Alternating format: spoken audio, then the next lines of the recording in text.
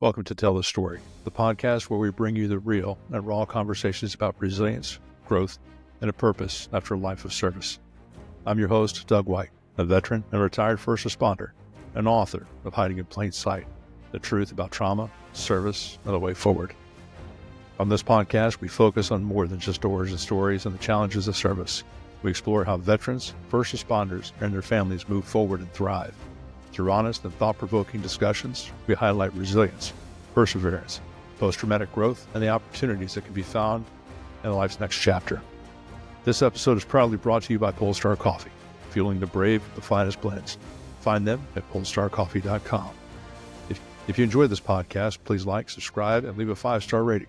Every review helps spread the message and keeps us bringing these stories to life. Today we welcome Dr. Kirk Parsley. He's a former Navy SEAL turned physician and sleep expert who has revolutionized the understanding of sleep and its critical role in health and performance. After serving in the Navy as a SEAL, Dr. Parsley pursued a medical degree from the Uniformed Services University of Health Sciences and became an undersea medical officer at Naval Special Warfare Group 1. During his time with the SEALs, Dr. Parsley identified a recurring pattern of physical and mental health issues that he termed SEAL syndrome. It was rooted in chronic sleep deprivation, hormonal imbalances, and stress. He developed a holistic, science-backed approach to improving performance and recovery, which included his now renowned all-natural sleep remedy. Dr. Parsley is the author of Sleep to Win, How Navy SEALs and Other High Performers Stay on Top. He is a sought-after speaker and has been on several platforms like the Jocko Podcast, Team Never Quit, and the Everyday Warrior. His work has inspired countless individuals, from elite operators to everyday high achievers, to prioritize sleep as a cornerstone of resilience, recovery, and thriving. When he's not advocating for better sleep, Dr. Parsley dedicates his time to coaching, consulting, and creating solutions to improve human performance. Before we dive in, I want to take a moment to share why this conversation is so meaningful to me and why it's a vital part of the larger series we're exploring here at Tell This Story. Dr. Parsley's work has had a profound impact on my journey. I first heard him speak on the Jocko Podcast, episode 367, and it was there that I began to understand the connection between sleep, resilience, and overall performance.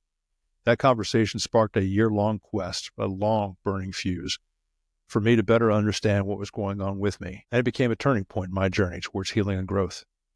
This episode builds on a powerful series we've been creating here at Tell the Story with incredible experts like Dr. Chris Free, Lena Grunlow, Dr. Jennifer Byrne, and firefighter J.D. Miller. Together, we've been exploring the challenges and solutions surrounding trauma, resilience, and post-traumatic growth. Dr. Parsley's insights on sleep and its role in recovery and performance is a cornerstone of that discussion, and I couldn't be more excited than to bring his expertise here to this audience. Parsley, how are we doing today? Oh, I'm doing better than I deserve. How about you? I've heard that before. I'm doing well myself. Thanks for taking time out of your day to sit with us. I wanted to give a little bit of background before we dive in here. Those who have been listening to me for a while, and Doc, you're going to be new to me in the podcast here, but throughout my service, I noticed that I was having some of the physiological and neurological problems that come along with sleep, being the main one that I could put a finger on. And of course, all the emotional things that go along with the life of service. And for the better part of nearly 2 decades, I was looking for answers, quietly, hiding in plain sight, as it were. And in 2019, I had a breakthrough, and I started looking at getting help. I went through the VA and the Employee Assistance Program for the Sheriff's Office here at Dillsborough County in Tampa. And I was very nervous about going to places that may report back to my employer, and the stigma, of course, that goes along with all that. And that led me to a lot of podcasts, a lot of reading, peer-reviewed medical journals, stuff like that, trying to get a handle on what it was that I was experiencing. And just over 2 years ago now, listened to Jocko Podcast, episode 367, and you were on there. Basically, it was get to sleep. And I listened to that 3 hours, and I listened to it again and again. I probably listened to that podcast over the course of maybe 20 miles of running and driving just to try to soak it all in. And I was amazed at the work that you did and what you found through your journey and being a West Coast SEAL doc. And I want to dive into all of that. But the things you found led me to other medical studies. And over the course of about a year, that one episode and your experiences kind of lit the slow burning long fuse to get me to where I am today. It led me to peer-reviewed articles and studies like Operator Syndrome by Dr. Chris Free. I had him on just a couple of weeks ago, and his episode aired last week. So I wanted to have you here because you were the impetus to all of this and the study that you had done. And I want to make this part of a larger series here on Tell This Story with you. Of course, Dr. Free. I've had Lena Grunlow. She's an ETMS clinician that worked on my ETMS therapy just about 6 weeks ago. I finished that up. Dr. Jennifer Byrne and also firefighter J.D. Miller, who adapted Operator Syndrome, Firefighter Syndrome. So I want to put all that together to show the importance of sleep in just everyday health performance optimization and why that's important to veterans, service members, and first responders. So again, having you here is that's very important to this series, and I appreciate you taking the time. Yeah, well, I appreciate you sharing all that and having me on. It does me no good to speak in this office if I'm not on someone's podcast. So, yeah. Well, I'm happy you're here. So tell us, I've given this long intro to who Dr. Parsley is, but who is Dr. Kirk Parsley? Well, we could wax esoteric with that. Yeah. So as you alluded to in your intro, I was a Navy SEAL first, right out of high school. I was young, naive, terrible student, grew up in rural Texas, and I didn't have any interest in college or any kind of sissy book learning stuff or any of that. I wanted to go do tough guy stuff. And so I went into SEAL training and then on the West Coast as a SEAL there.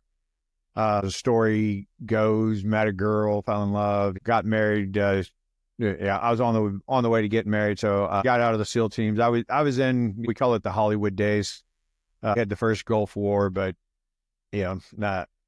not really anything worth writing home about, and just kind of seemed like we weren't really going to get in any more wars, and just training. So I said, I'll move on to do something else. And my only exposure to the only thing I was really interested in was health and fitness and athletic performance and so forth. And so I thought maybe I'd be a strength and conditioning coach or athletic trainer, or maybe a stretch goal of a physical therapist or something like that. And I got out of school, or I got out of the military, started college, got married, and sort of my stretch goal of being a PT required volunteer hours. PT school requires 2,000 hours of volunteer work just to apply. So I said, well, I better get started on that just in case. And so I started. I went down to San Diego Sports Medicine Center. That's where I'd been in the SEAL teams, so I was still there. I had to start in junior college because I was a high school dropout, didn't come anywhere close to graduating high school, and I started volunteering. They liked me. I almost immediately got a job. I think I volunteered for 3 or 4 days, and then they hired me as a PT aide, which basically just means you assist the physical therapist. And pretty quickly decided I didn't really want to be a PT, but it was in the genre of what I wanted to do. It was in that realm, but I didn't know exactly what. But that San Diego Sports Medicine Center was like the healthcare mecca. They had every kind of healthcare provider you could possibly imagine. And so the doctors there were a few years older than me because I'd been in the military for a little over 6 years, and they'd gone to college and medical school. So they're maybe 2 to 4 years older than me. And they started saying, well, you should go be a doctor. And I was like, yeah, come on. Like, let's be realistic. I'm not even a high school graduate. I'm going to junior college right now.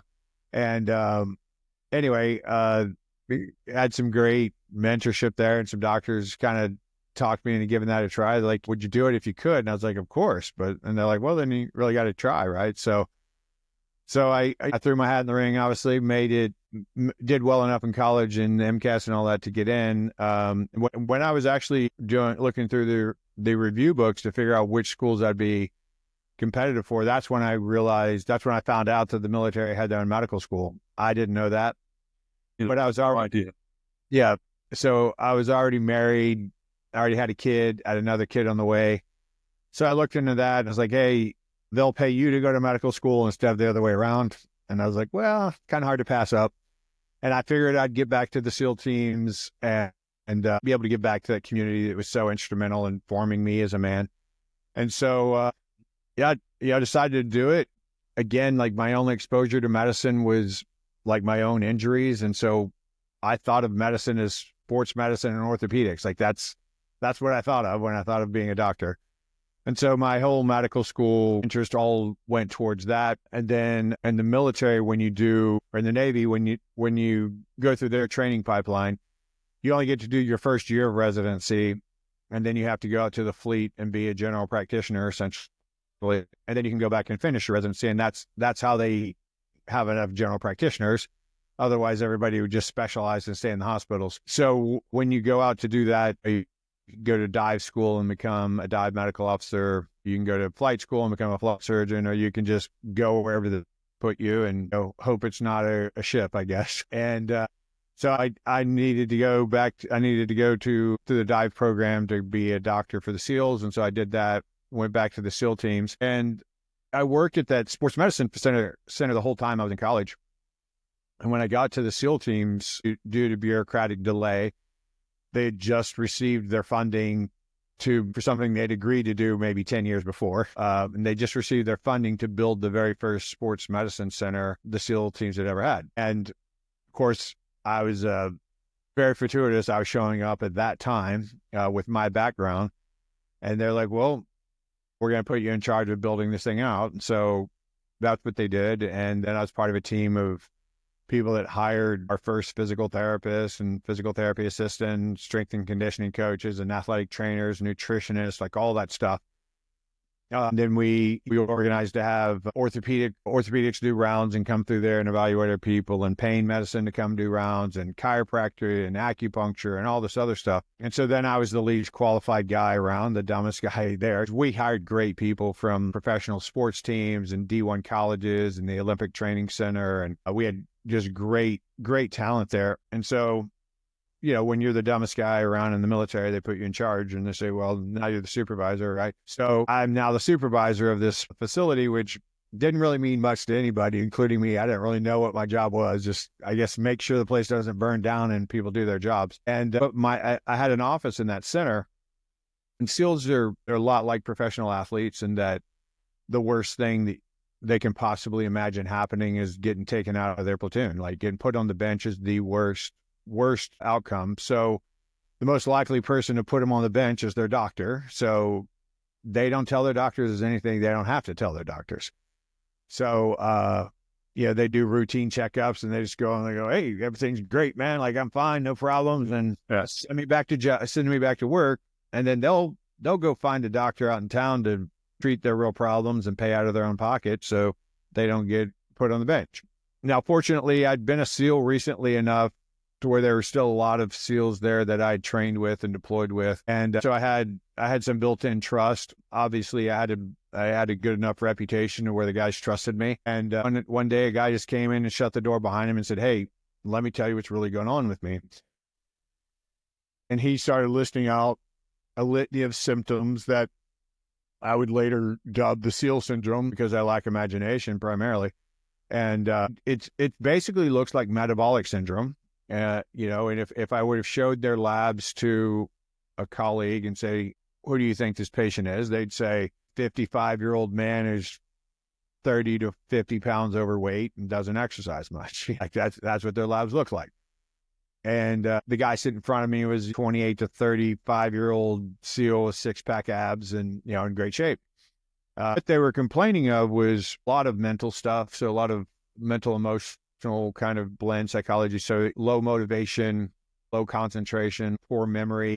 It's just sort of a lack of mental vigor, like not being super interested in stuff, having a hard time paying attention to anything, even when it was really important to them. And again, everything's relative, but their lack of motivation to them is just as important as anybody else's lack of motivation. Even though most people would say he's still super motivated, to him, he doesn't feel as motivated as he usually is. And then a lack of performance. So just feeling like they couldn't perform athletically, physically, cognitively, getting weaker, getting slower, getting fatter, and doing everything they're supposed to be doing, like working with the nutritionist, working with the strength and conditioning coach, doing their breath work, doing like all the stuff they're supposed to do.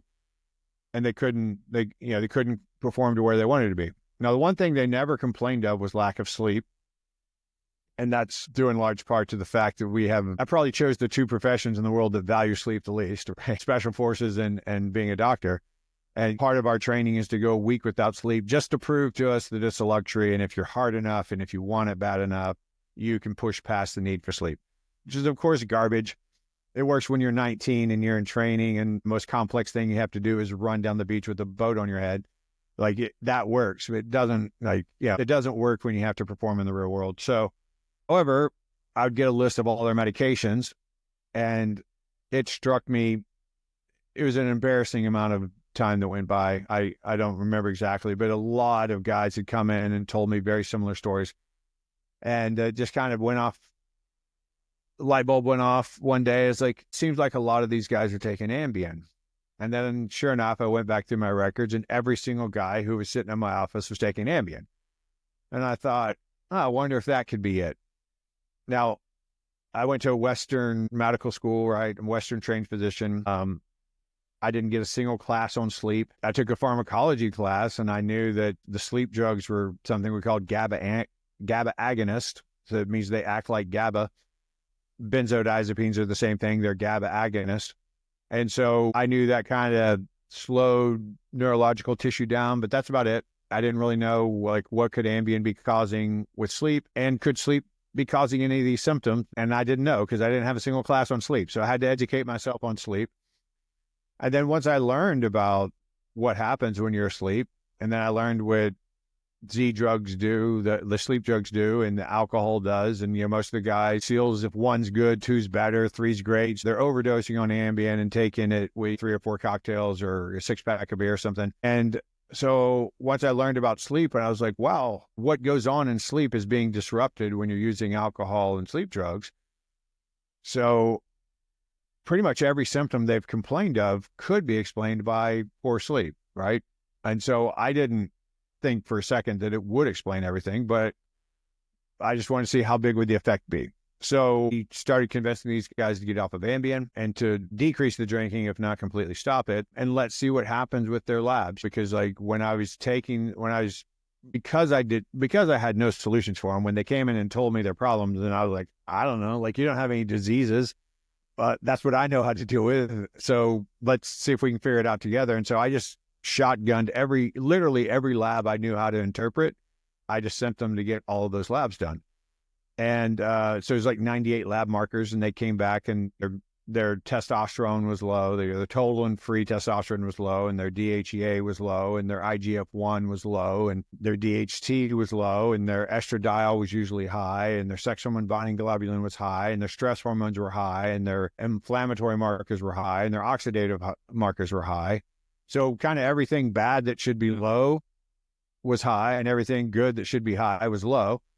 And so I said, well, let's see what happens when we do this. And, they were taking Ambien because they were having trouble sleeping. So I had to come up with something. I couldn't just take their Ambien and say, go home and sleep. So I went on really super traditional reference sites, like Cochrane Database and PubMed and NIH and things like that.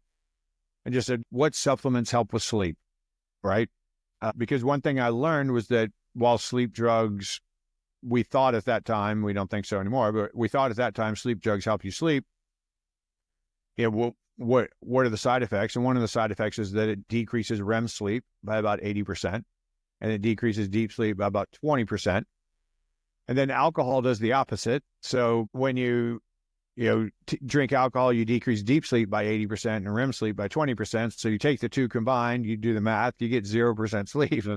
And that's exactly what their sleep study showed.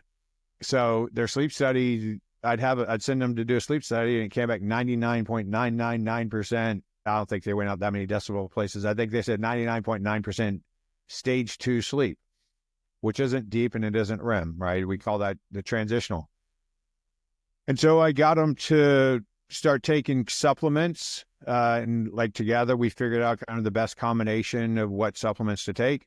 And then they're doing a little bit of hormone support in the day by taking, again, over-the-counter supplements like DHEA and pregnenolone and zinc, just to kind of support their testosterone production. And sure enough, I had guys whose testosterone markers, total and free testosterone were increasing, 300%, 400%. The inflammatory markers going down, oxidative markers going down, stress hormone going down, insulin sensitivity improving, anabolic hormones all going up, and their performance all started going up. Now, it wasn't a 100% solution. It may have been a 100% solution for a few of the guys, but I would say it was like 80% of the solution for 80% of the guys. There was improvement enough for you to continue with your work. Yeah. And Navy medicine and the big overarching kind of government medicine called BUMED, Bureau of Medicine, they weren't a fan of what I was doing. I kept getting smacked on the wrist and told not to do this and not to do that. And I was practicing outside of my scope, and that was voodoo. And there's no foundation for this, no foundation for that.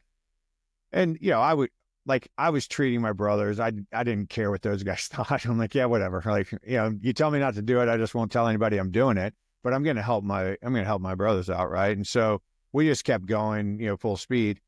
Of course, I was exonerated by all of it. And then I don't think it was Chris Free. I don't think he was there yet, but his colleagues at Naval Health and Research Center from Point Loma came over.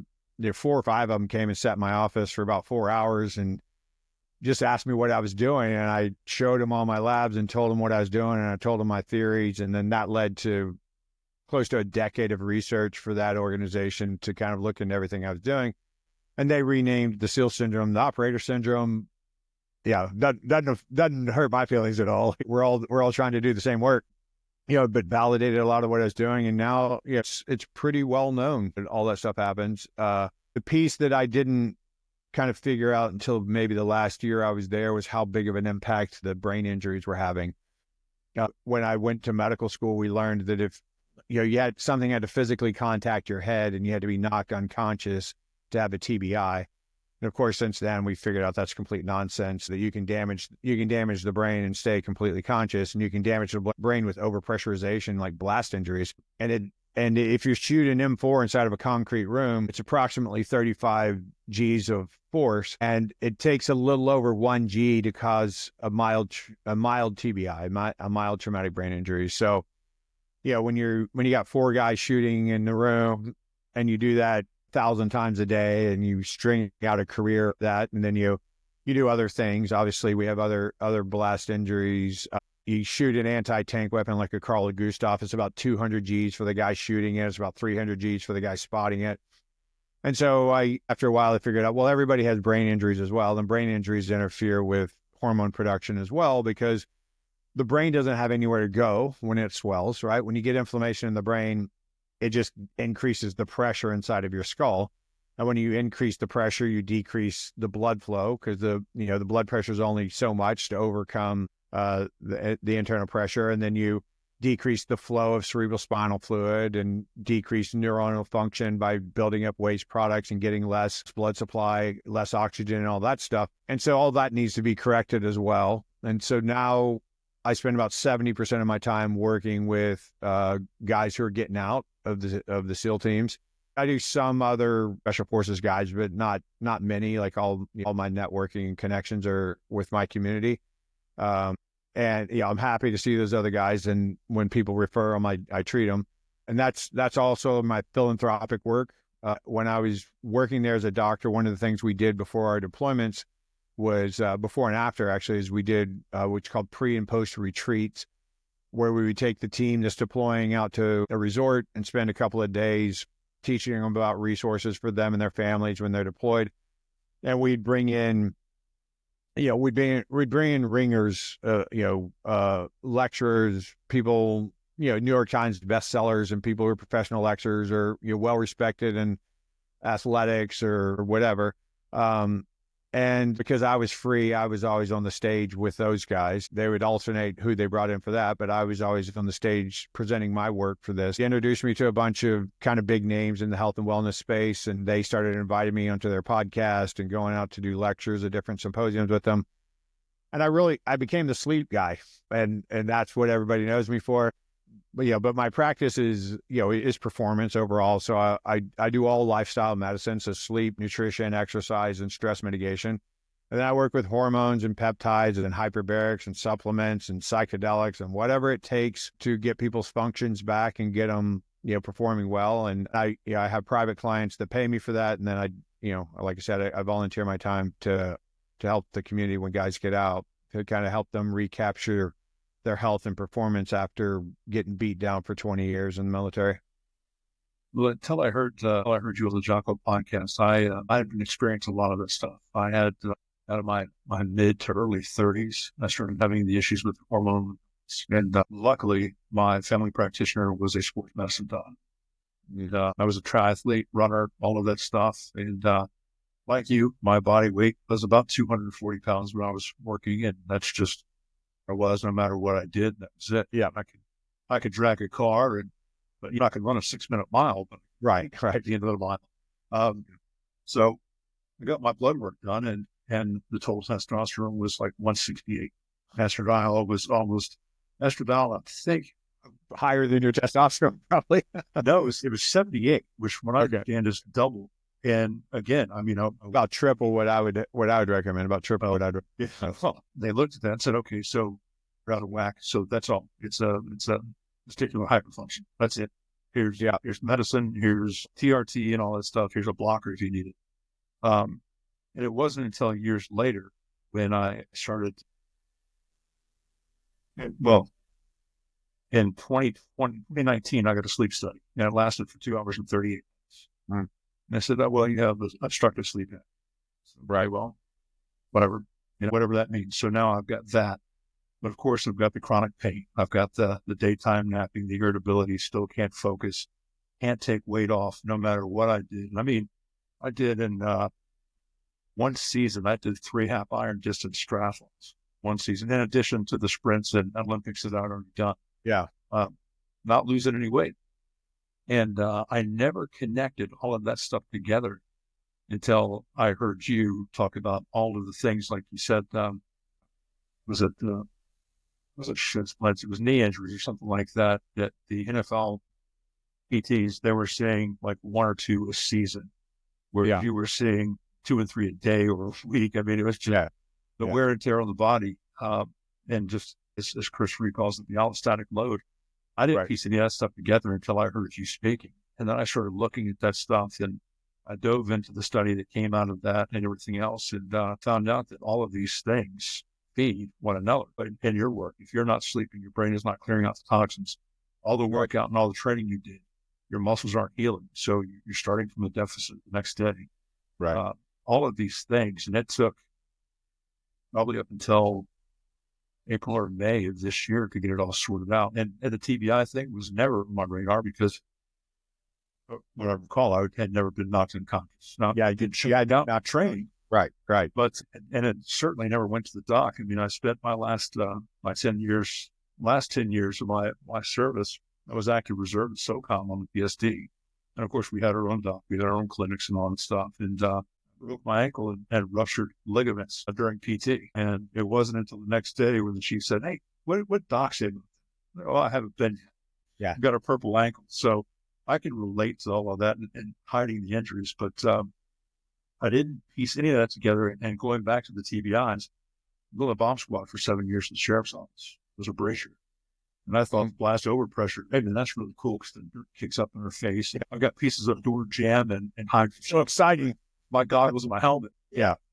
But holy shit, now there comes a point where you're not doing math so good. They're able to hold a pencil well. You realize that those are going to be issues that affect the hormone imbalances in the sleep. And because of your work and the studies that I've read and educating doctors and trying to get them to speak to one another, because it's still voodoo. It's not pharmacological to them. They can't give me a pill to help it. So they're still not understanding how all of that connects, which is amazing to me, because there are people that have found out that the physiological and the neurological pretty much go hand in hand. And imagine that your body's all one organism. Yeah, no, that's crazy. And the brain, the largest, I believe it's the single largest consumer of the energy and the glucose in your body. And don't worry about your brain. Yeah, that's fine. Yeah, yeah. Yeah, it's about 25% of your, you use about 25% of all energy production in your body every day. That's amazing. And it's 10 pounds, you know? So it's like, whatever, 1/24 of your weight and 25% of the energy. Yeah. Well, once I've got everything sorted out with my blood work and my sleeping, and I've gotten all that regulated, I'm sitting in at 218 to 225 on any given day. So eating clean, watching what I put in my body, sleeping. I've had to cut out all alcohol. I do love the taste of a good bourbon, but I know if I have a drink, my sleep is shit for the night. Yeah. Either it's going to be heartburn, whatever it's doing to my brain. I'm the same way. And some of that just gets worse as you get older, you know? Yeah, I don't like it because I'm 51 and I still like bourbon, but I like my sleep better. But Yeah. Yeah. one of the things going back to the early to late 2000s, having our own dock, we had a rule with Andy traveling coast to coast. The rule was one Andy and one beer. Right. You're not traveling with the boss. You're going to sleep from Tampa to Los Angeles. No worries. Yeah. Yeah. You're not really sleeping. And I don't know that I ever had a script Arabian. I don't have a pocket full of them, but I don't believe I ever had a script. But the SEALs were the same way. Yeah, the SEALs were the same way. They just gave it to them by the handful, like before. Yeah, it's just like Motrin. It's the same. And it was thought to be completely benign, you know. And medical education is run by the pharmaceutical industries, you know. I don't think there's any kind of malicious plan to it. It's just the way the funding works, you know. Like the pharmaceutical industries have to pay people to do their research. So who are they going to pay? The most prestigious guys they can, which is medical school professors. And then those guys are going to teach the next generation of doctors what they know, which is what they've been researching, you know. So the other thing one big flaw in the system is that when the pharmaceutical industry applies for a patent, they do the research and they own the research and they give the FDA what they want to give the FDA, and they don't have to give the FDA all of the research until they get sued. And if they get sued, well, then they have to give all the research to prove that they weren't hiding anything. And so, yeah, when I learned about Ambien, man, it was like the best drug ever invented, because the benzos like Valium and Xanax and those things, those help you sleep. Everybody knew they helped you sleep, but they were addictive and they could suppress breathing, and then you could die from them. And so everybody was so impressed with when these new category of Z drugs came out, that they weren't addictive and you could use it every night and there was no side effects and they wouldn't decrease your respiratory rate and you wouldn't die from them. And so they just started freely handing them out. And then, once they got sued and the real research comes out, that's because they had only been sued like the year before all of this started for me. It was fortunate, again, very fortuitous timing that they had already been sued. And so I could get the real information. Had it happened 3 years earlier, I might not have suspected it. But like I said, it decreases REM, interferes with what we call the sleep architecture, which is just what the histogram looks like. And it only helps you fall asleep on average 13 minutes faster. And on average, you sleep 37 minutes longer. But if you're decreasing REM sleep by 80%, deep sleep by 20%, it's a net loss. Yeah, it's a net loss. And so that's why they're not so popular anymore, because all that happened. And, and it's a dissociative. So, the way the pharmaceutical industry works is they find a mechanism, there are thousands of things that change in your brain and body to lead to you being asleep and staying asleep and then eventually waking up. But they choose one thing that's effective. It's like, well, when the GABA molecule binds to neurons, it makes those neurons harder to fire. And that's really what being asleep is, right? Your brain still works. It's just like you disengage your brain from your environment. So you're not paying attention to sounds and smells and lights and all that other stuff. But your brain's still capable of it. It's just it's at a lower resting potential, so it's harder. That's why somebody has to shake you awake and not just touch you awake, or super bright lights or really loud noise or something. Because your brain, everything's still working, but that GABA molecule slows the brain down. And they said, well, okay, GABA will bind that receptor and let's say have an effect of 1. Well, then we made this thing called a benzodiazepine, which that'll bind the GABA receptor, and it has 100 times the effect of a GABA molecule on that GABA receptor. So that's better, right? And then Well, the Z drugs have 1,000 times that effect. And so the Z drugs just like completely turn off your brain from interacting. But interestingly enough, you can stay conscious and you can have conversations and you can get in your car and drive somewhere and do all kinds of stuff and not have any recollection of it. And that's why they got sued, because people were going to casinos and gambling away their life savings and going home and getting back in bed and waking up the next day with no recollection of it whatsoever, or picking up prostitutes or going to eat. Because you'll do the lizard brain behaviors, right? The primal, the fighting, feeding, fornicating, right? Like the whole pathway. Like that's what you'll do. You'll do that primal behaviors, and then you go home and go to sleep. I coached my son's football team, and one of the moms of one of the athletes there told me a story during this same time period. You know, she said, you know, her doctor gave her some Ambien, and she was divorced, and her kids split their time. And so her kids were all at their dad's house, and she's a nurse, and she's like, I'm going to get a great night's sleep. And so she took an Ambien.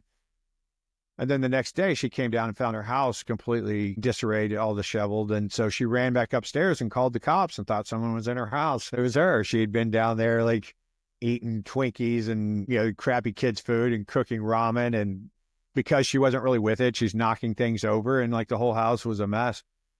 Yeah. So they definitely have some effects there, but they have some long-term effects as well. Not the least of which being that if you work shift, say if you're law enforcement, first responder, something like that, and you work shift work for a career, if you work night shift for a career, you die on average about 14 to 16 years earlier than the general population. And interestingly enough, if you have chronic insomnia, it's the exact same numbers. And if you take Ambien or you take sleep drugs chronically, exact same numbers. So I don't think the Z drugs do anything to cause you to die earlier. They just don't do anything to help you sleep, right? Because we've already seen if you're an insomniac, you die earlier. If you do shift work, you die earlier because you're out of circadian rhythm. Or if you take the Z drugs or not, you may think you're sleeping, but it's obviously not sleep, or it would add years to your life, and it doesn't. That's amazing to me. I heard you talk about some of the science about the cognitive issues, being legally drunk, that having alcoholic drinks versus not sleeping. The cognitive comparison is pretty much similar. Of course, there's a limit. So decision making and all that stuff, every one of those things is affected by poor sleep or non-restorative sleep.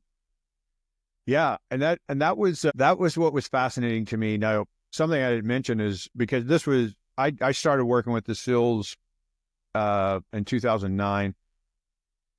So they had already done a bunch of heroic stuff and were already in the media and kind of had a bit of a celebrity status to them. When I was young and I was a SEAL, nobody knew what a SEAL was. I'd tell my high school friends I was a SEAL, and they asked me if that meant I worked at SeaWorld. Yes, that's what it means. Yeah, kind of. Yeah. So, but what happened though with them kind of getting their celebrity status, I could call anybody. I'd read somebody's book, or I'd watch somebody lecture, watch somebody's TED Talk, go to a symposium where somebody's lecturing, and I'd just go talk to them, be like, hey, I'm the doctor for the West Coast SEAL team, so here's what I'm struggling with. So I got to learn a lot really quickly. One of the really fascinating things to me was how impaired people are with sleep deprivation. And our self-assessment sucks, right? Because the organ that we're assessing ourselves with is the organ that's not working well, right? And so when I started learning that, I was like, well, man, not only are we crushing these guys metabolically and physiologically, they're going on target for the large part after not really sleeping for a couple of days. Because it's not like things are planned months in advance, right? You go on a deployment and a tasking comes down, and you have a very tight window to get ready to go do that. And then you have to go do that. And that very often does not involve a whole lot of sleep. And so I'm just thinking, all right, well, we have all these metabolically, hormonally, physiologically crushed guys, and then we're sending them out to a target when they're performing as though they haven't really slept for a couple of days, which is a performance on par with a blood alcohol level of 0.2. And so I'm like, they're going in there shooting around each other, and like everybody's moving and shooting, communicating, and people are shooting back at them. And they're impaired. They're impaired in every way we could impair them, essentially. And so, yeah, we train them to a very high degree. But what if we sent them on target, like in a physiologically robust situation, right? And there's a limit to that. Like I always say, it's like first responders and law enforcement will come ask me, what can I do about my shift work? I'm like, not work shift work. I mean, that's really the answer, right? But somebody has to do it, right? I mean, you can't just tell the criminals, hey, time out until the sun comes up and then we'll re-engage this. That's not the way the world works. And the same thing with combat. Obviously, there's a huge advantage to doing things at night. The best advice I have for people is, try to convince your leadership to rotate that. And I know even a lot of the cops and first responders don't want to rotate it because they build their life a certain way and like this is their schedule. But if you really want to look out for the well-being of everybody, you just have to adjust it. And I was really surprised at the amount of buy-in I got at the SEAL teams. When I first started, I literally got laughed out of the room. They're like, "Oh, doc, you're so dumb. Like, you need to go back to medical school." Because I'm trying to tell them, I think, because they did know they had these hormone problems. They just didn't know why. And I'm like, "Hey, I think it's from sleep deprivation." And they're like, "Okay, whatever." Like, you're in the special box over there. Eventually, really just because proof was in the pudding, right? When those guys started applying what I told them to do, and they had great performance out of it, they're like, okay, well, this is obviously true. And so they started adjusting training and the barracks and so forth of the training sites and how much time they gave people to sleep and keeping red lights on when everybody's supposed to sleep. So even if they aren't sleeping, you're not at least getting that component of it. And I consulted with some tier 1 guys a couple of years ago by chance out here in Texas, and I didn't know any of them. They're all obviously a lot younger than me. But every one of them, man, they knew everything about sleep. As I started questioning them, like the one thing they had down was like how much sleep they needed, awesome. hygiene, sleep behavior, and I was like I'm done. Like I don't need any more success in life. That's plenty for me right there. Yeah, no, that's awesome, man. Going from being in the special box to actually changing doctrine. Yeah. So it wasn't too long after you separated from the Navy that SOCOM decided to call you back and say, hey, can you talk to us about this thing that, what years earlier they were shaking their fingers at you and telling you to go sit in the corner and color, but now you're back in keynote over on the hill. So that's kind of awesome. Yeah, it was let's say it was about 5 years after I got out, and they said, hey, would you come to SOCOM and lecture our medical staff and let us record it and put it on our portal? And I'm like, of course, yeah. And they paid me to do it, and I was just like, did you slide a piece of paper across the desk upside down? Said, yeah. Like ultimately, my mission would have been check. But in fairness, the SEAL community was never they were never against me.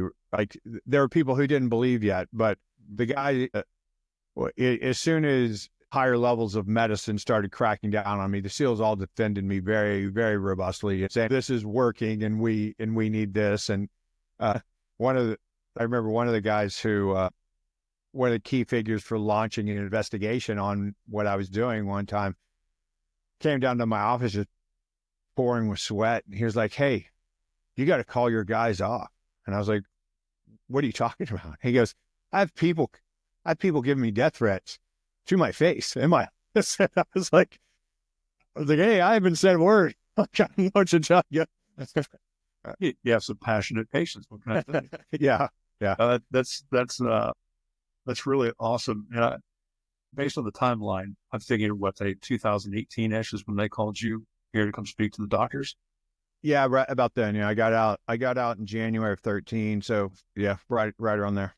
Okay. Yeah. I don't know the timeline on this, but I know that in recent years, probably the last 5 or 6 years, SOCOM's initiatives with the preservation of the force and family have been huge in moving the level of care here for veterans, operators here in the Tampa area and really in the Central Florida region. From my own experience, the legislators here, Governor DeSantis, have really taken hold of what they're doing at the command, looking at hyperbarics, ETMS therapy. Yeah. Not so much psychedelics because there's still some voodoo surrounding that, but I think that's getting traction. But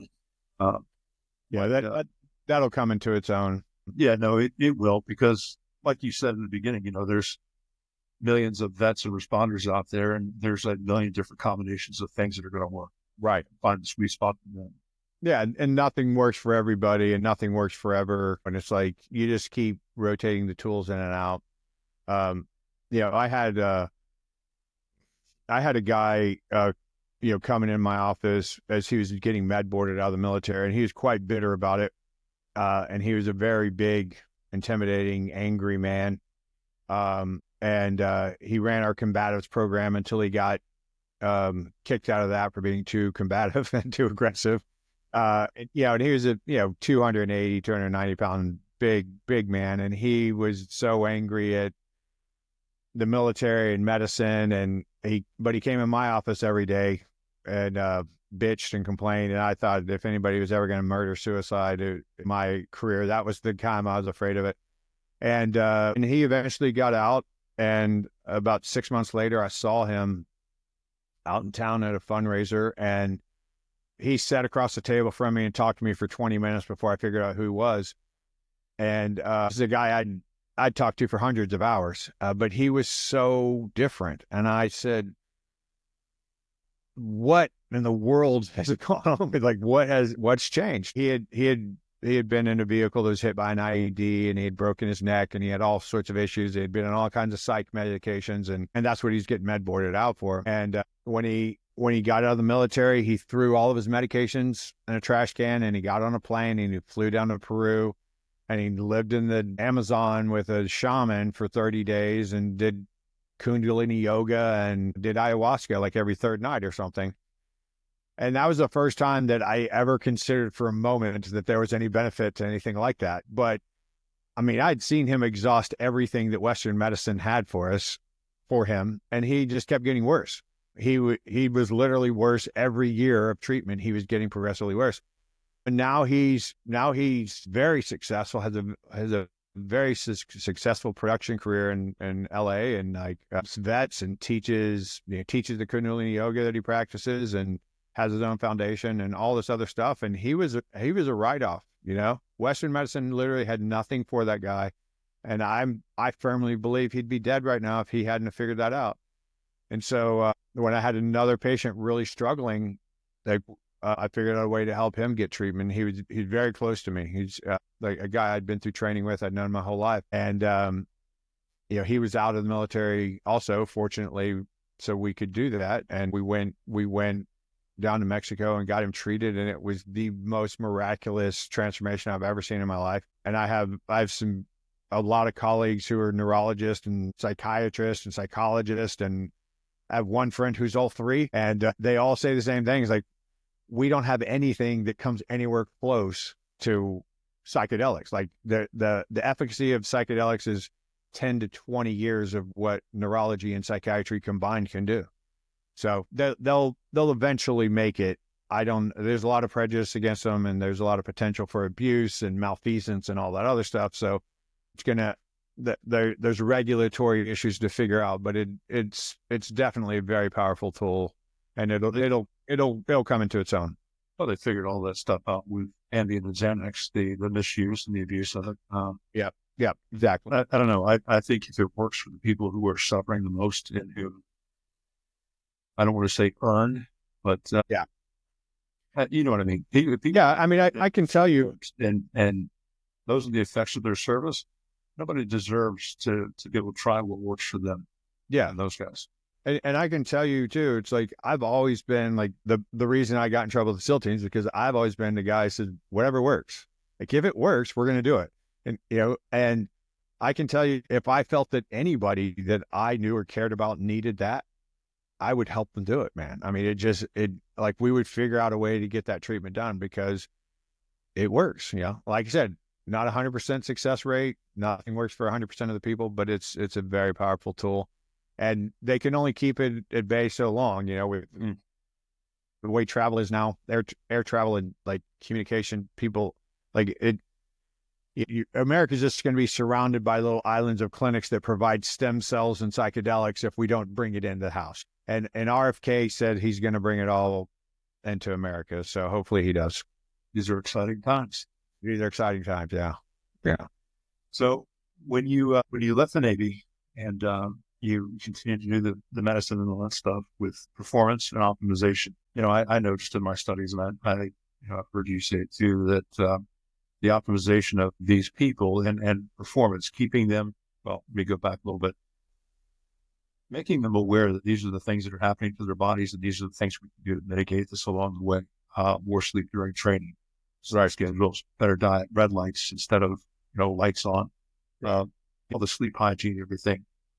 That goes a lot to keeping these men and women and first responders, the operators, and even military at large, operational for longer at better levels. They don't get that burnout. They say that when cops retire, their lifespan is 57 years old, Right. which scares the hell out of me because I retired a year and a half ago and I'm 51 now. So I feel like I have a lot of life left to live and a lot of stuff to do. But the 14 years off your life, the shift, I wrote it down. That's incredible. I can't. Jesus, it's twice as bad as smoking. Yeah, that's a damning statistic. It really is. So the World Health Organization classifies shift work as a type 2A carcinogen. So that's the same classification as cigarette smoking. The layman's explanation of that is, we're pretty sure this causes cancer, but it would be unethical for us to study that. No, it's 2A, right? It's just code for yeah, it does, but we can't prove it because it would be unethical to prove it. But we have enough data to strongly suspect it. So if you believe cigarette smoking shortens your life, you should believe that sleep deprivation shortens your life. Sleep is the great equalizer. I had been experiencing all of the things, and I was able to hold them at bay for a long time. Right. I was high functioning, high performing. Nobody on the outside knew anything that was going on with me. On all outward appearances, I was winning. Yeah.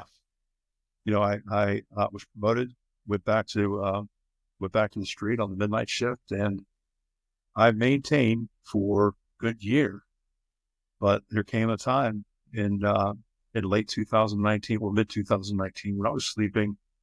For about 6 months, I was sleeping an hour and a half, maybe 2 hours a day. And that was days on and days off. Yeah. The wheels had finally come off because, when you're sleeping, you can manage. When you're not sleeping, the things that you were able to manage, you can't keep a lid on the stuff. Yeah. Walk us through real quick sleep hygiene. Then I want to touch on the Kirk Parsley sleep room. That's exciting stuff. Yeah. So sleep hygiene, I think it's kind of more of a marketing term than anything else, Well, what do we do to sleep? What are the practices we could? No, I'm not criticizing. I'm just saying that a lot fits into that box. It's kind of nebulous, but really, every sleep hygiene is really just a group of behaviors, tactics, strategies that you can apply to sort of ritualize your sleep and put yourself in the best possible scenario to get the best sleep you can get, right? To set everything up in your favor, really, right? But it's actually really simple. You can subdivide it down into all sorts of things that you can sell and make money off of, which is why I think it's kind of a marketing term, but it's really 3 things, right? So we evolved to be on this planet. We're part of this planet. We're part of we're part of this planet that certain people are passionate about saving. It's like, yeah, we're part of that needs to be saved. Like we're all part of it. All the animals are part of it. We're one of the animals. And we evolved to be on this planet, and we use the sun as our cue. Rural electrification was only like 120 years ago. It's really not that long ago that people didn't have lights at night, and we definitely didn't have computers and cell phones and all that other jazz. And so there wasn't much to do at night. So it wasn't really a problem until recently. And we use the sun as our cue because we're a visual animal and we don't see well at night. And we're not a great predator, period, unless we have weapons, right? And so it behooves us to kind of get off the streets at night and go tuck away someplace safe. And when the sun comes back out, go be a full human again. And so, the blue light in the sky, we have ganglia in the back of our eyes, nerve cells that sense blue light. They have nothing to do with vision. They just sense blue light. And my guess is because the sky's blue, right? And so when the blue light goes away, that tells our brain, hey, it's time to get ready to go to sleep. You've probably heard of the hormone melatonin that gets secreted from the gland in the back of your brain, the pineal gland. Just kind of this circuitous pathway goes from your eyeballs back to that. And that's interesting if you're a doctor or something, but you don't need to know it. You secrete melatonin, and melatonin is like the starter pistol of the whole thing, right? That begins the orchestra, and then hundreds of things change, and they keep changing all over the night. But one of the first things that changes robustly is the production of that neuropeptide I was talking about earlier, GABA. And GABA slows down the brain, like I was saying, right? So melatonin initiates the cascades, lots of things start to change. GABA comes out and starts slowing down the brain, creating a barrier between you and your environment. And because we didn't have HVAC, the planet got colder, the sun went down, and you got colder. And so those are the triggers really for going to sleep. Decrease blue light, decrease the activity that in which you're engaging in your environment, and decrease your body temperature, right? So those are things like, I'm going to keep my environment, my sleep environment, very dark and very cold and very comfortable.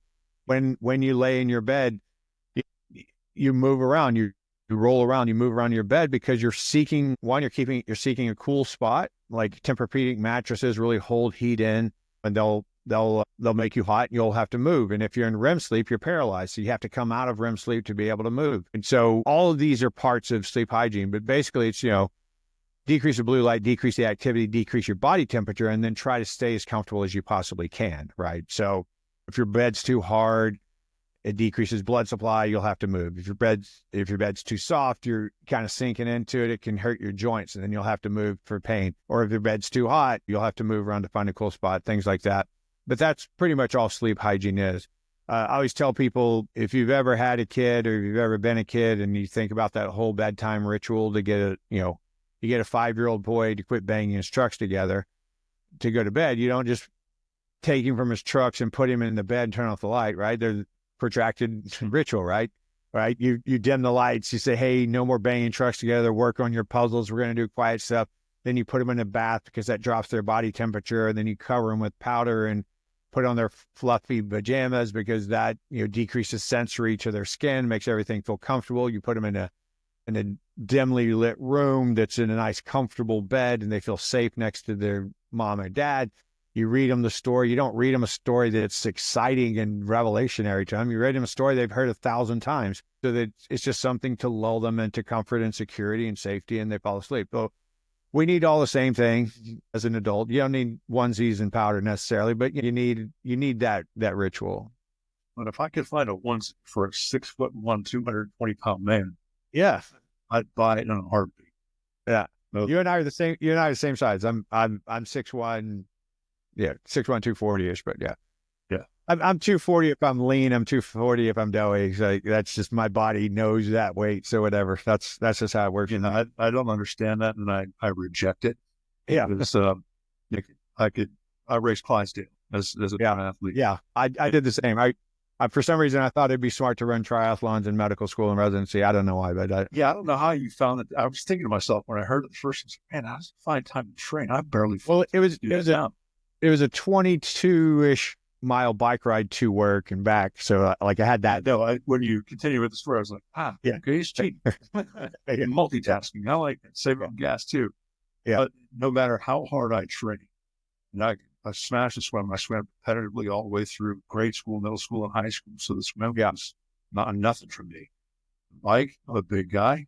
So we got leg muscles, smash the bike, but the run sucks because you're smashing your feet into the pavement at 200 pounds, but trying to get the pavement to submit. I'll beat this pavement. And then you get to the sand, it's like, oh, this sucks because now it's not hard. Yeah. No matter what I was doing, no matter how many miles I ran, cycled, and I could go on a bike.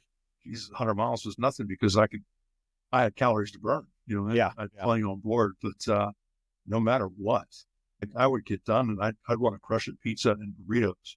Yeah, I was not losing weight, no matter what I did with my nutrition. If I just did nutrition to fuel, that was it. But I would. Well, your hormone profile proves that you weren't in any place to be losing weight. Like you were doing those triathlons on sheer grit. Yeah, most likely. And I think for my mental well-being, that probably staved off a lot of the issues that I later found. And if it weren't for that physical fitness, I would have been a dumpster fire years prior. I was going to say that earlier when you were saying that you felt like you performed well Like I can tell, by looking at you in your story that you stayed in a lot better shape than a lot of law enforcement. They let go of the rope those last 10 years, and a lot of those guys have blown out.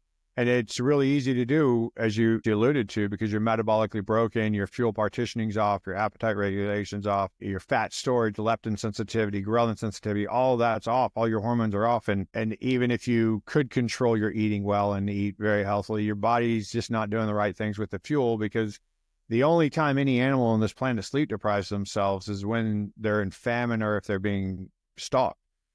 And so evolutionarily, it makes a lot of sense that our brains probably perceive that same thing. There's a lot of stress hormones involved, and your body's basically running around near fight or flight. And that's a catabolic state. That's not a state where you're repairing and building back. That's a state where you're trying to survive. And your body will do what it takes to survive. And muscle's expensive and fat's cheap to hold on to. A lot of calories in it. I would say that I was in that condition from my military time and sheriff's office time, just over 30 years. So yeah, I would say the better part of 25 years I was there. And it wasn't apparent to me until after I retired. Several months after I retired, I was with my wife, and everything was fine. We were going to a concert at a church. So it's not like it was a rough concert, or if I was going to go see, Five-Finger Death Punch or anything like that. By the way, they're great live. But I pulled up to this intersection. I'm in the passenger seat. Everything's cool. And I realized I'm in my old patrol zone. And on each of the four corners of this intersection, I've been in a fight, a shooting, or a stabbing, and several times in each of those intersections. And my body went into such a state. Yeah. And fight or flight, I was ready for the attack. I was looking on all corners, and I had to do something with that energy, but there was nothing to do because there was no attack. And the first time I realized that my body, having been out of now, it was the first time that was the default that my body did every time I suited up and went to work. That for 30 years, that was my natural state. It scared the hell out of me. It's like, man, that all day, every day for 12 to 14 hours. Yeah. 10, 20, 30 years. And that's what's killing us. But anyway, enough about me. I had a really good buddy, really close friend of mine. He was Austin PD. He and his wife were both Austin PD, and they retired during COVID because of the mess out here. And he was 50 and went to the gym, stayed fit, did his whole physical and everything. When he got out, I helped him with performance stuff, but he didn't have any, we weren't managing any diseases. We just a little performance enhancement here and there. And he died about a year and a half after getting out. And that was the most personal that's ever been to me, because it was I've been teaching those stats forever, right? But to actually be that close to somebody, and he was at my house the day before he died, and I was the last phone call he made before he died. Second, I told him to call 911 because he just had an atypical presentation. He only felt nauseous. There was no other symptoms. He was having a heart attack, and there was just some intuition in my mind said, hey, call 911. And he died on the phone with 911. And we're the type of people who do military and law enforcement, all that stuff. They're robust people who are used to suffering, used to struggling, and it's part of who they are. It's part of what they pride themselves on, is the ability to dissipate entropy, to carry the load and do hard things. Yeah, when the SEALs get out of the military, they don't call me. They call me a year or two after they get out, because they don't realize what you're talking about. They don't realize that they're compensating for so many things until they get out, right? Every SEAL I ever knew had a hyper-organized backpack, and everything he needed was in his backpack. And if you turned off the lights and blindfolded him, he could find everything within a matter of seconds. But that was a compensatory technique, man, is because their brains were suffering so badly, their lives would fall apart if they didn't do that. But they don't recognize that, because it's what your community does. It's what everybody does. And all the cops that you knew and you all did the same things. And so everything felt normal. And so once you get out, you're like, hey, this is normal. This isn't how everybody else lives. And actually, my friend, to make this story even sadder, my friend wanted to start something like I do for the SEALs. He wanted to start that for law enforcement, and he launched his own podcast. His name is John Wayne Stevenson, so he called his podcast John Wayne Reloaded, which is a really catchy, cool name. And he and I did a podcast. And when he was at my house that night, he's like, "Hey, look!" And he shows me his phone. He goes, "Our podcast just dropped." And I knew him because he had heard me on podcasts, and he found me, and like that's how we became friends. And so I think it was like full circle, just like this really cool story. He posted our podcast, all as one podcast, 6 hours and some change. It's the longest podcast probably ever published. And then he died the next day, man. Like what a tragedy, right? Such a tragedy. Yeah. Now, I think that was his 5th or 6th podcast that he launched. Ours was the first one he recorded it, but he launched it in a certain order for a certain reason. Yeah, it was just, yeah, tragic. So motivated me even further to help that community even more. Do everything I can for all kinds of first responders, LEOs, ER docs, whatever. And people who work at night and see the worst. Yeah, it's all the same thing. Well, that's really what I'm trying to do here with Tell the Story and my book, Hiding in Plain Sight. I wanted to make sure that we got as much of this out there as we could to let people know, one, that these are physiological and neurological changes. It has nothing to do with times. This is wear and tear of the body after years and years of service. It's Andy Stump said it on his podcast. There's a cost doing this business, and you'll pay the price. Right. And we do. And we do it gladly. And I don't even think it's a conscious thing. Yeah. It should. I think we need to front load these folks coming into the service and into the responder disciplines, letting them know that these are the things you can expect. These are the things you can do to mitigate, get ahead of them and stay ahead of them and be optimized throughout your career. Sleep being the most important thing to recognize that. And I think the emotional changes or the neurological changes that go along with that stuff. That being said, partially sleep remedy. I know that came about with your work with teams and has become its own thing. And I love watching your Instagram channel. It's always either falling off a pogo stick or some awesome cowboy hat or slamming weights all over the place. Yeah. Then you give out your little nuggets and tidbits. But what's up at the sleep remedy? I got a great social media kid, man. He's 27 years old. And he's all full of all kinds of ideas. I hate social media. It's kind of a necessary evil of what I do. And so I just say, tell me what to do, man. Can you come over? Pogo stick. And I had to get close to the screen. I was like, I know that big man is not on a pogo stick. I'm not getting that high. Yeah. That's a lot of fun. Yeah. So what I alluded to earlier, when I wanted to get the SEALs off of Ambien, we had to replace that with something.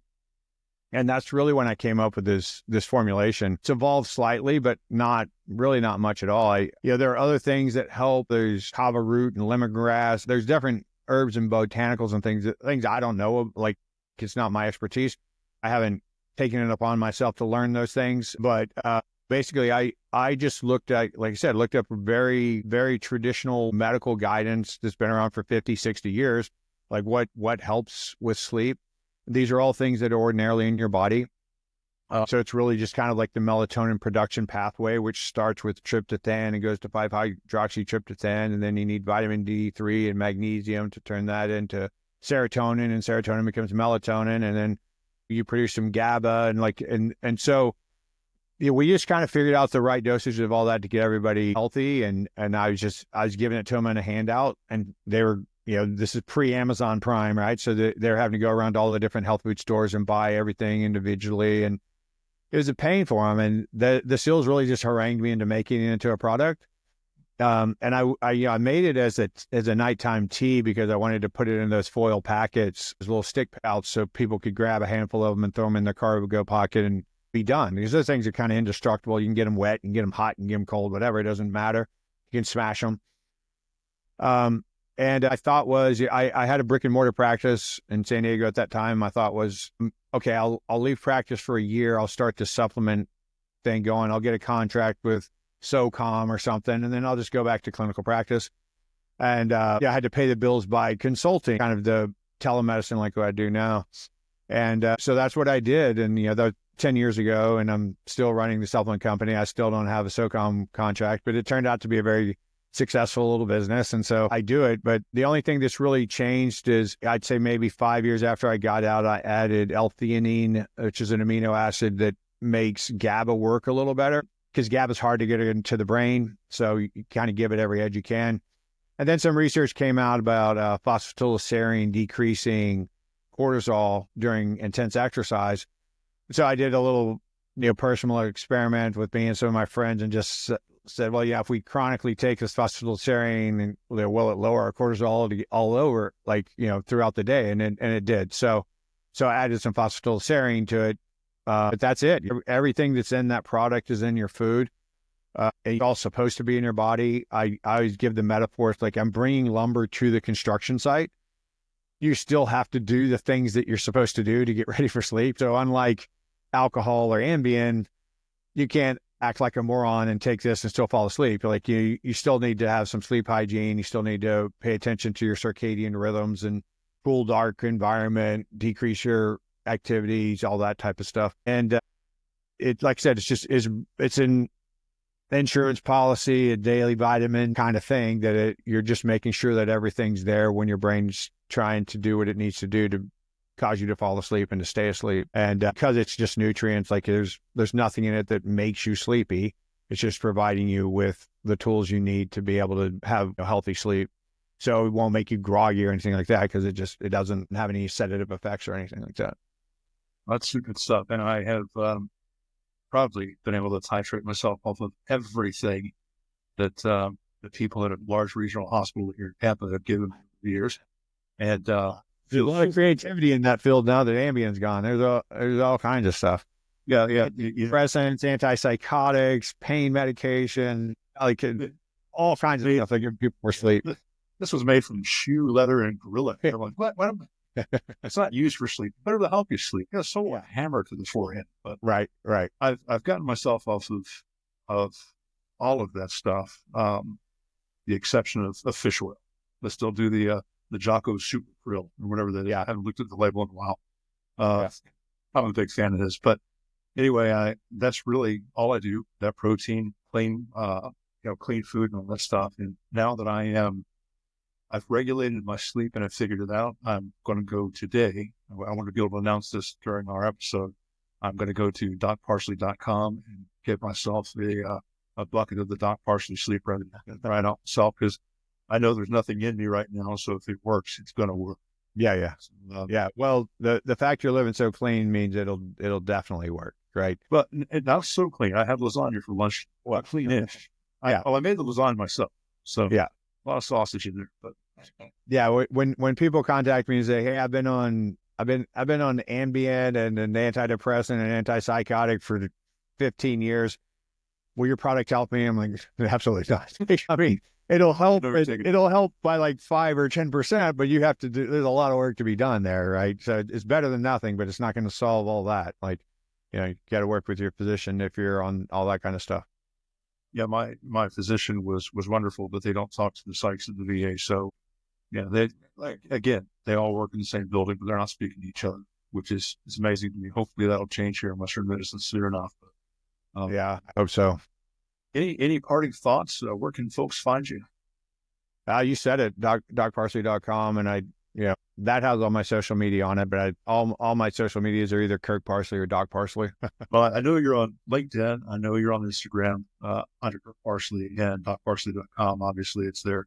All this stuff will be in the show notes. And Doc, I want to thank you. This is a big treat for me. I've wanted to talk to you and be able to pick your brain on this about 2 years now.